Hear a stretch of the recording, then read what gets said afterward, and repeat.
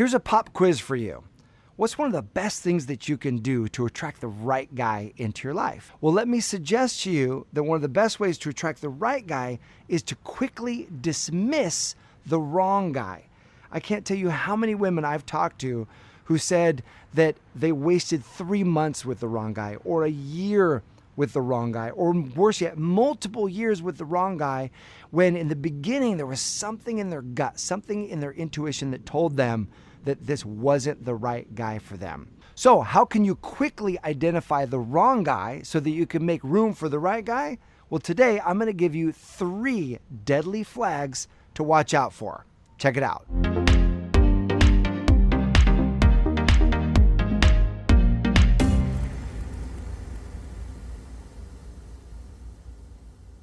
Hey, my name is Matt Boggs, and I'm the co-founder of the Love and Relationships Division of the Brave Thinking Institute, and my mission is increasing love in the world one heart at a time and helping you attract that right guy into your life. And so we're talking about 3 deadly flags that let you know that you've got the wrong guy and you should cast him aside to make room for the right guy. The first deadly flag is Beauty and the Beast disclosures. Now, what do I mean by Beauty and the Beast disclosures? You remember the Disney movie Beauty and the Beast. Now, in Beauty and the Beast, there's this arrogant young prince who meets a wicked enchantress. She puts a spell on him, turning him into a beast, and the spell is not broken until he learns to both love and be loved. And he meets Belle. It's this woman who brings out the love in him, teaches him to love and be loved, and he turns back into this amazing prince who is now not arrogant anymore, but transformed. Well, that analogy carries forward in relationships today, because often you will meet a guy where it's a bit reversed. He looks beautiful. He looks amazing. He's got status and he might be successful and he's got a great body. He might just be really hot, and he will try to tell you what a beast he is on the inside. And if you're not careful, you can be enamored with just how beautiful he is, how hot he is, and you can think, well, I can change him. The love that I have and the love he will feel for me will change that part of him on the inside and make things better. I'll give you an example of this. A woman that I coached described a scenario where she met this guy, and on the second date, he told her, now, you don't know this about me, but I am a total asshole. And he said it kind of in a joking way, and she thought, well, he's probably just joking, because who would say that about themselves on a second date? Well, turns out this guy was a total asshole, because a few months into dating, he was disrespecting her in front of her friends. He was verbally abusing her, calling her names. Now, this woman had enough self-respect and self-worth that she left this guy, but it was after months of wasting time with the wrong guy when on the second date, he told her the beast he was. And so she told me, Matt, I should have listened to him on the second date. I would have saved myself all kinds of time. What are other things that guys will say? Guys will say things like, I am a horrible planner. You be the planner. Or guys will say, like, I'm emotionally unavailable. Like, I have a hard time connecting to my emotions. And the dysfunctional thought is to think, well, that's just because you haven't met me yet. The woman who thinks that you haven't met me, I'm going to help transform you. I'm going to bring out the best in you.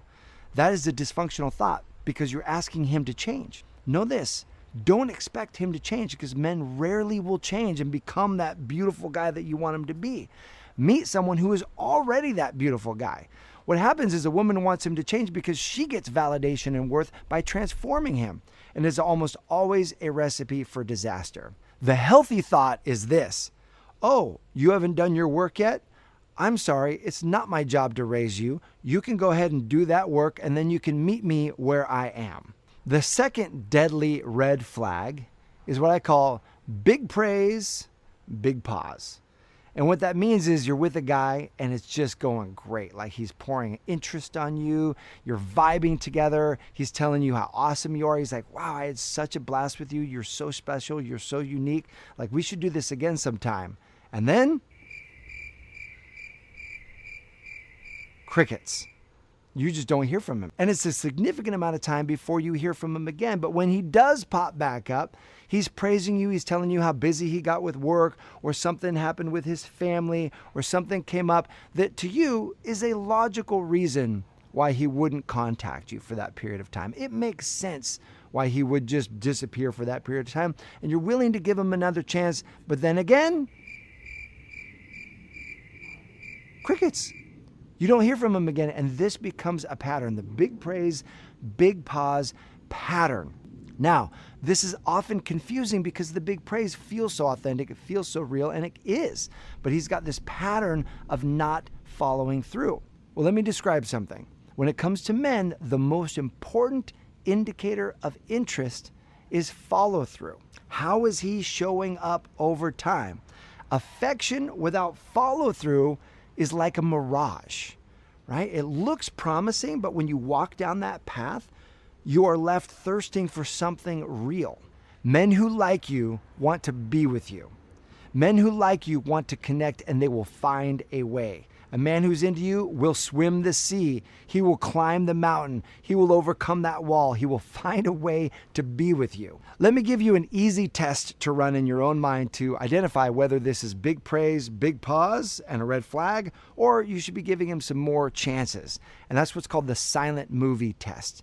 You remember the old silent movies that are black and white, and they didn't have any talking. It was simply music and people running around, and just based on their behavior, you could identify the storyline. Well, turn the last few interactions with him into a silent movie, black and white movie in your mind, and take out what he's saying and just look at how he's behaving. Would you identify his behavior as someone who really likes you? And if it is, then keep seeing him. If it's not, identify it as a red flag. Because what you're looking for is to not have big praise, big pause, but big praise, big presence.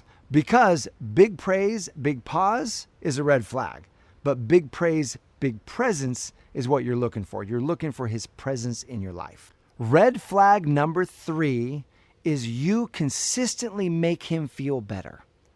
Now, I know this is a bit of a strange one. Wouldn't you think it would be a good thing if you consistently make him feel better? You know, you call him up and you say, hey, babe, how you doing? He's like, oh, I'm doing so much better now that I'm talking to you. That's a good thing, right? Wrong. That is not a good thing.